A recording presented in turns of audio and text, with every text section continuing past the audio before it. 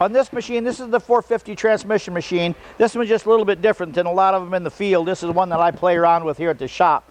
But just to give you a little overview of the machine, and this also comes with laminated quick view sheets that kind of go through just what I'm going to tell you here, but it just gives you a little bit more heads up. When the machine is hooked up, if it needs a filter change at 1,000 quarts, it'll pop up on this screen and flash at you to service filters.